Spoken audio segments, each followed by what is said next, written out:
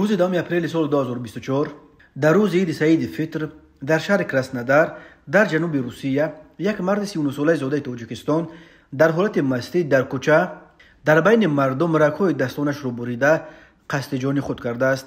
در ملیس کراسنودار با تصدیق این حادثه گفتند بر اساس معلومات به دست آمده این مهاجر تاجیک از دختر دوست داشته‌اش جواب رد گرفته دست به چنین کار زده است. سخنگوی ریاست کارهای داخلی شهر کراسنودار ارتیم کنوالنکو خبر داد که شهروند تاجیکستان سال تولدش 1985 در محله گیدرستریتلی با یک آلات تیز دستانش را بریده است و در نتیجه خونش رفته است. به این مرد کمک رسانیده شد. او زنده است، افزوده است کنوالنکو.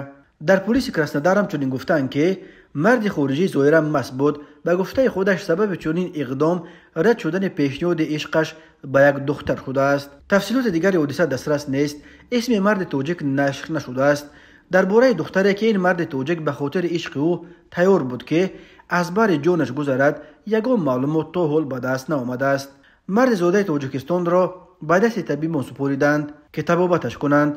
در رابطه با این حادثه سنجش آغاز یافته است و بر اساس نتیجه های آن تصمیم خواهند گرفت که پرونده جنایتی گشایند یا نه.